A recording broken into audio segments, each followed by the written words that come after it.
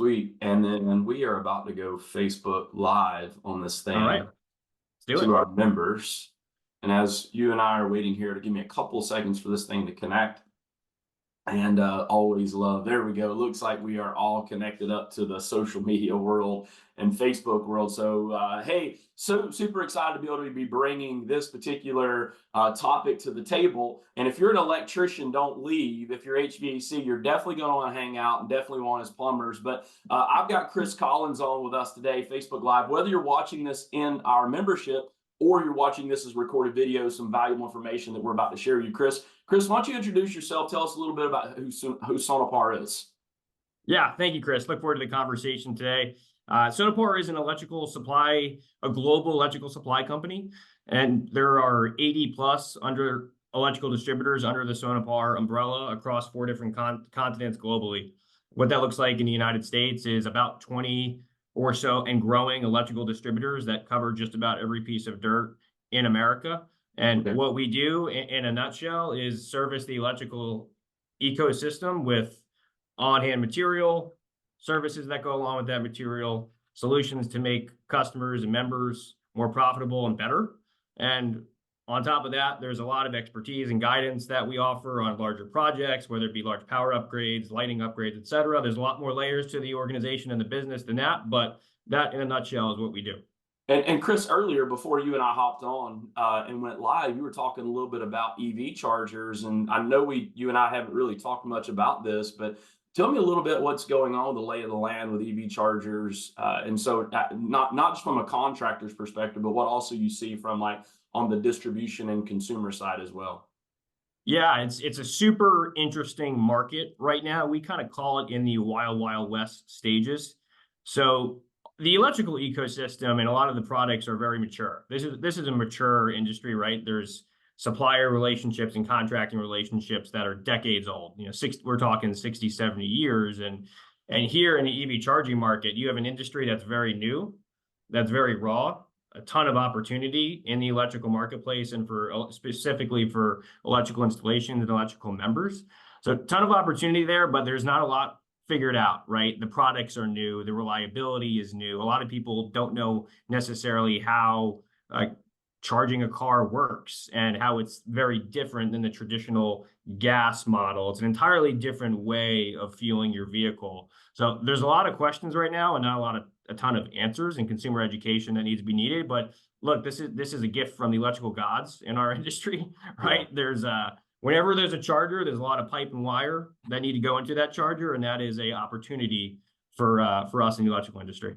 Interesting enough, Chris, this goes back. It's so funny, right? It's 2024 right now, and I remember when podcast first came out, like back in the late tens of the 2000s, and it was almost like podcasts were too early. Like, and now all of a sudden, it's like it is one of the most popular channels to be entertained and gain information, very much like what I referred to as QR codes, right? Remember QR codes when they made their Sure. early, emergence into a marketplace, you had to have this app and do all this stuff. And then I felt like they were early in as well. And now all of a sudden QR codes are a thing. And now that brings me to 2008, 2009, EV was starting to become a thing with Chevrolet and the Leaf and the Volt and all these little things, and then emerge into a Tesla. And man, what an exciting industry that we're in, that we get to see all of this movement just massively. And what, to your point,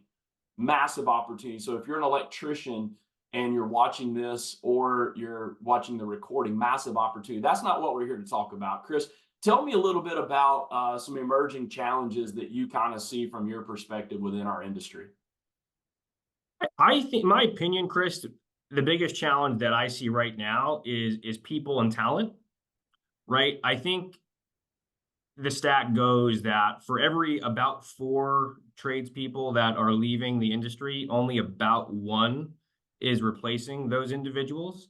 So the effect that has, and this is both in distributors and contractors, I think that math is true. But the effect that has is you have to do more with less, right? And for a contractor, that's maybe the business owner that should be running a lot of business operations and focusing on the P&L and customer development. Those business owners have to get into the field and put their boots on and their gloves on and do the electrical work because there's not enough people and talent coming into the industry for those types of functions. So we see this on the distribution end as well. There's more people leaving. I think the statistics on our average, this is not HR friendly, but average age within some of our companies and people that project to retire over the next 5 years, it's alarming, right? So it's a challenge for on both ends. And I don't know that we have a lot of answers to make the industry more attractive to the next generations, but I do see that as a big challenge moving forward. Chris, I'm gonna go off on chasing a rabbit on this. Yeah. I look at people today that, and please, if you're watching this, this is not a downgrade to our industry at all. I'm a tradesman. I started at 16 years old, but one of the things that I see in the industry is there's not enough people giving back to the industry, right? Trying to replenish. It's all about what can I get, what can I get, what can I get, and really flipping that on its head and asking, what can I give? What can I give? Knowing that you give not with the intention to receive, but you give with the intention to make the industry better. And then I go to the other side of that is I see this all the time, people complaining about the industry and complaining about the bad things. And it's bad publicity for the industry. I mean, we're in a $360 billion industry. It's massive opportunity. And for the right people, it could be very life changing. I know the industry was very life changing for me. Tell Totally. me maybe about some of the biggest opportunities in the marketplace based on what you guys are seeing. Well, if you don't mind, Chris, I just want to piggyback off that real quick as an opportunity. I mean, what a tremendous opportunity for contractors and suppliers to go to that youthful talent and very simply put, say, look, the world is electrifying. Our vehicle is going electric. Our homes are going electric. What an amazing opportunity to start out your career, grow your career, and ultimately make a lot of money to support yourself and support your family. So that right there, it is an opportunity in itself. And one thing I'd want to communicate to members as just an additional opportunity is we're living in a data centric world, right? Where I think our industry has traditionally just been a little bit behind in how do we utilize data to be more successful. And one of the things that we're stressing now with our customers is providing them with data and insights to help them make better informed business decisions. So that data is available, whether that's how our customers behave, how often they're going to our counters, if are they getting materials delivered instead of unproductive time waiting in a brick and mortar location. We have a lot of these data and insights that can go to that business owner and have them analyze it and make some informed decisions to improve profitability and efficiency. So that in itself, utilizing that data, I think is a huge opportunity for your guys' membership. Interesting enough, and then this is what I think when we go back to Michael Gerber and look at the book, The E-Myth. I'm a good contractor, but that doesn't necessarily make me a good business person. And this is no knock, by the way. Interesting enough, this is weird, Chris. 100 years ago, a newspaper in Iowa was printed, and it was the first time the term blue collar worker was inserted, and so that was where we kind of quote got our coin of blue collar workers.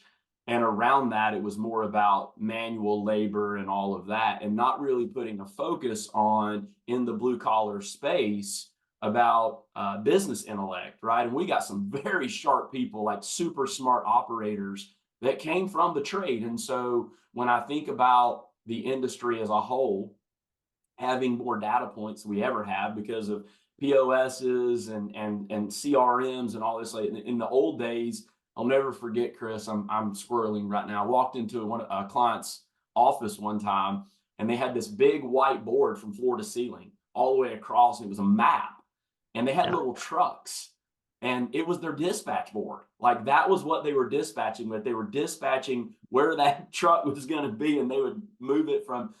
My mind was blown. And then fast forward here, we're in 2024, and we can learn more about things than we ever have before. In fact, I believe that data is the new resource in our industry. But now the question is, what do we do to leverage it? And so partners like Sonepar, they're able to supply us with information, helps us to make better business decision. So I look at Chris not just from a distribution standpoint, but the data that you guys can supply with that. For sure. We want to be an asset to your members, right? How can we, the more successful you guys are as customers, the more successful we'll be. So we want to supply all the insights, data, services that we can to ensure that's happening, helping you achieve your goals. Well, speaking of that, Chris, tell me a little bit about what Sonepar is doing right now, and changes and possibly around investments around who they are to help serve customers at a more efficient manner. Yeah. One of our biggest investments, Chris, quite literally, and one that we're extremely proud of is the transition from traditional distribution centers to automated distribution centers. So what that looks like in our industry is the traditional warehousing model is customer places an order, and we have dozens of warehouse workers that are going to get that material, right? They're going up and down aisles, shelves that are packed to the roof. They're going up and down scissor lifts to go get that material, count out lock nuts, count out specific number of fittings, put those in boxes, place it on a pallet to deliver that order. That is a time-consuming process with a lot of room for error. So, and we understand that unproductive time on a job and perhaps getting an order that's inaccurate can be very costly to the contractor and to the customer. So we're starting to invest in automated distribution centers. And what that looks like compared to the traditional model is all of our material is actually harbored in what almost looks like a Jurassic Park cage. And there's crates of supplies.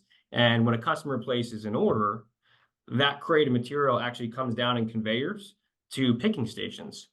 And as opposed to having dozens of warehouse workers go get the material, we can now have just about 2 or 3 picking stations with screens that verify what that product is and tells you exactly how to box it, exactly how many to pick. And then there's a series of verification steps after that to ensure accuracy. So what it allows us to do is get to your guys' members more quickly and more efficiently so they can be most productive. Wow, that's so crazy, Chris. In fact, we have one of our events coming up, our member event that we do, Acceleration Days, and material, truck stock, replenishment, vehicles, material management. Like this is going to be one of our topics that we are going to dive into because we see that, to your point, with so many moving pieces, creates so many inefficiencies, and just running some fast math in a smaller business could be upwards of $300,000 in missed revenue opportunity just in a smaller business. And so, Chris, thank you so much for things that you guys are grabbing insights to help make the industry and business better for us. Why don't you do me a favor? If I'm a blue collar member, and for those that aren't blue collar members, you're interested in blue collar, please reach out. We're glad to help work with that. But tell me a little bit more, Chris, about how you guys can help support our members. Yeah, I mean, especially the electrical map. We can service both the electrical side and the HVAC side, but there's a lot of layers to our business, whether it be power tools or other things that we can supply all members. But really, it's creating a relationship with your local electrical distributor under that Sonepar umbrella. We have a lot of ways to serve the customer. We have brick and mortar locations. So if you go to a home in the morning, determine what you need. There's a strong local presence where you can go pick up that material. We can deliver it to you as well. So there's a lot of different ways that we can reach your membership. And I just encourage you to reach out to myself or reach out to your local distributor. We can help you make that connection to make sure that you're utilizing our full suite of solutions. We're happy to do that and happy to meet, and anybody that's willing to listen, we want to achieve that. Perfect. And Chris, coming from an electrical contractor myself, I found that I didn't always just use one distributor, right? Because sometimes they didn't carry the part or the gadget, the widget, or the brand that I wanted. And so maybe if we're watching this as a recording or you're watching it live right now, maybe Chris, throw out some of the manufacturer brands that you guys work with, maybe along with all some of the local brands and markets to help me resonate with who Sonepar is.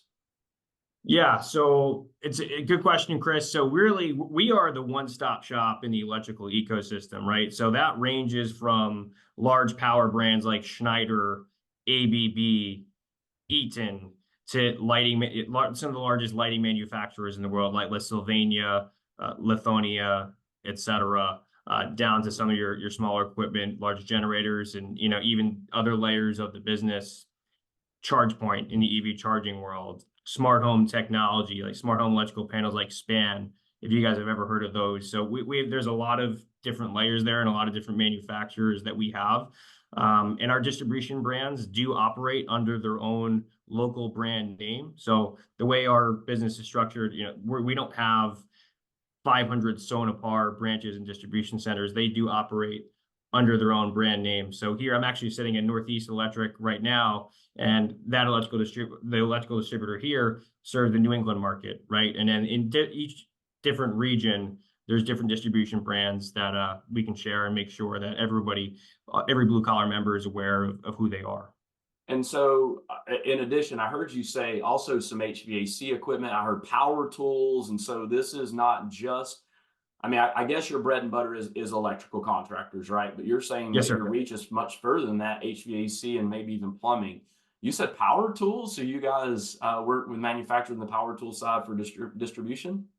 Absolutely. Yeah, Milwaukee, DeWalt, just we are a heavy Milwaukee distributor. They do a really good job. So we're actually one of their largest global partners. So absolutely. So we might not be able to supply everyone's plumbing equipment, but if for power tools, we can absolutely supply that. And actually Sonepar is starting acquiring some HVAC suppliers around the world. So we're actually starting to flirt with that industry a little bit, if you will. And Cooper Electric, who actually is the distributor brand in the tri-state area, New Jersey, Pennsylvania, New York, just brought in Panasonic mini split units into inventory and are helping installers become certified installers. So that's really one of our first steps into that side of the industry. We're really excited about that. I mean, if we can be a one-stop shop for all the trades, boy, would that have a lot of value. Not there yet, but there's a lot of different things that we can do there.